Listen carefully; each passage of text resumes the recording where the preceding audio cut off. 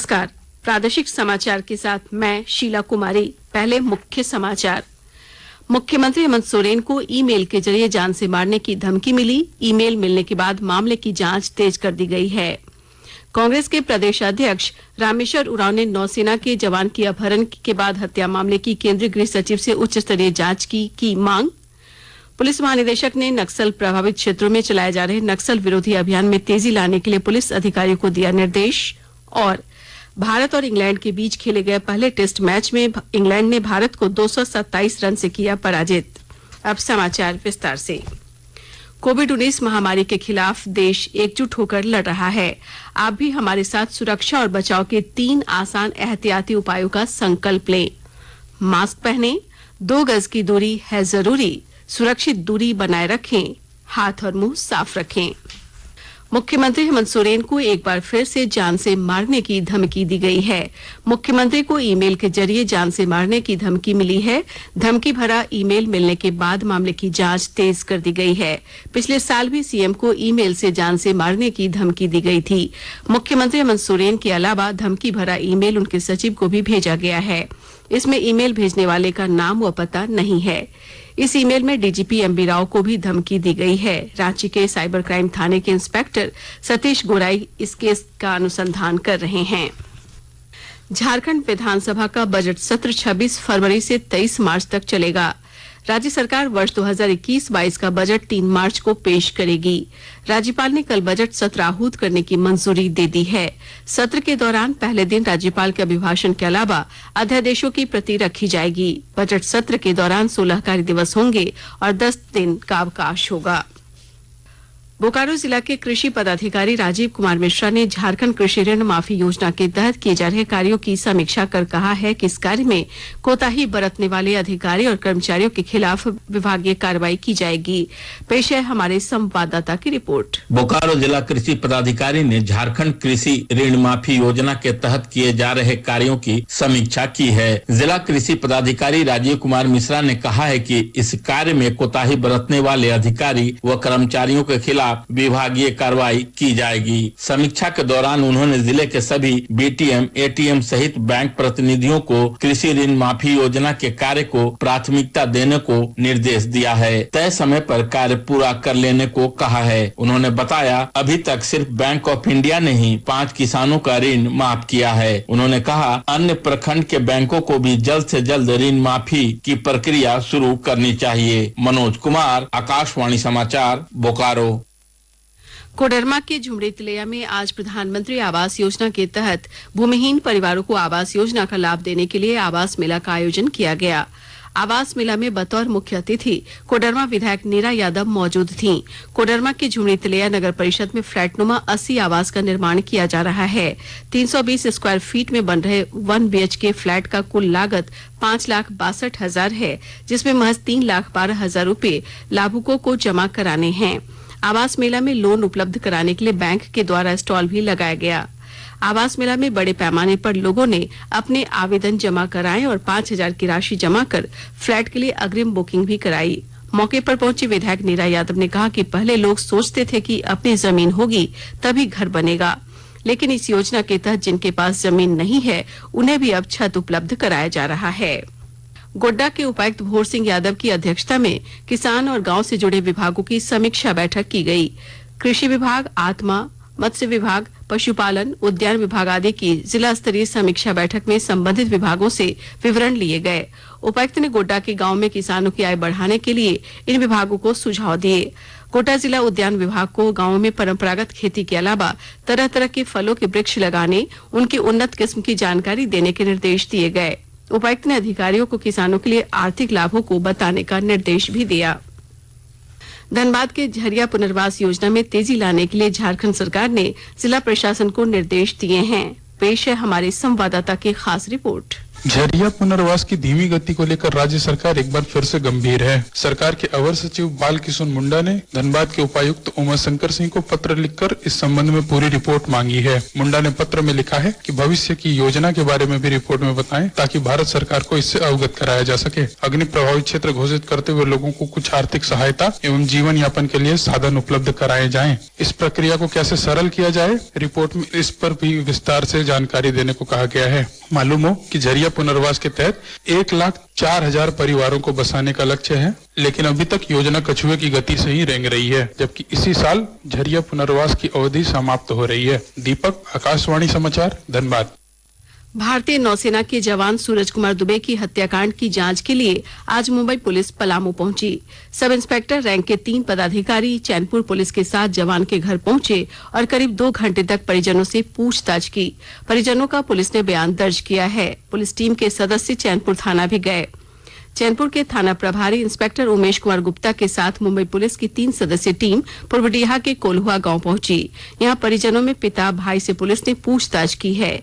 सुरेश दुबे की फिरौती के लिए अपहरण के बाद हत्या के सिलसिले में मुंबई में 3 लोगों पर प्राथमिकी दर्ज की गई है। झारखंड प्रदेश कांग्रेस कमेटी के अध्यक्ष और वित्त मंत्री डॉक्टर रामेश्वर उरांव ने पलामू जिला निवासी नौसैनिक सूरज कुमार दुबे के चेन्नई से अपहरण कर हत्या की उच्च स्तरीय जांच की मांग की है। इस मामले की जांच की मांग को लेकर उन्होंने केंद्रीय गृह सचिव अजय कुमार भल्ला को पत्र लिखा है। डॉक्टर रामेश्वर उरांव ने बताया कि भारतीय नौसेना के अधिकारियों से भी इस जांच में पूर्ण सहयोग का आग्रह किया गया है। महाराष्ट्र के पालघर की पुलिस भी पलामू पहुंची है और मामले की गहन छानबीन में जुटी है। उन्होंने उम्मीद जताई कि जल्द ही इस हत्याकांड का खुलासा होगा। उन्होंने मृतक नौसैनिक सूरज दुबे के परिजनों को आर्थिक सहायता उपलब्ध कराने का भी केंद्र सरकार से आग्रह किया है।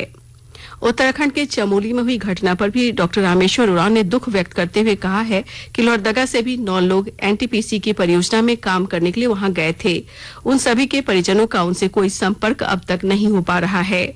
इस संबंध में उन्होंने राज्य के आपदा विभाग के सचिव अमिताभ कौशल को भी आवश्यक दिशा निर्देश दिया है। आकाशवाणी के ताजा तरीन समाचारों के लिए आप हमारी वेबसाइट newsonair.com पर लॉग ऑन कर सकते हैं। ताजा समाचार Twitter handle @AIR news alerts और Facebook page All India Radio news पर भी उपलब्ध है। आप प्रादेशिक समाचार एकांश के Twitter handle @AIR news _Ranchi और Facebook page AIR news Ranchi के अलावा YouTube channel AIR news Ranchi पर भी हमारे बुलेटिन सुन सकते हैं। प्रादेशिक समाचार आप आकाशवाणी रांची से सुन रहे हैं और अब पेश है कोरोना से बचाव के कुछ संदेश।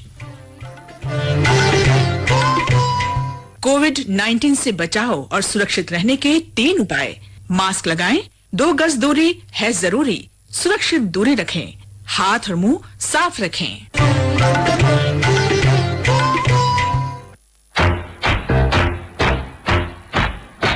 चलो मिलकर एक शुरुआत करें, चलो एक फैसला आज करें, मास्क नहीं तो टोकेंगे, कोरोना को रोकेंगे, चलो एक वादा करते हैं, चलो एक वादा करते हैं, मास्क नहीं तो टोकेंगे, कोरोना को रोकेंगे।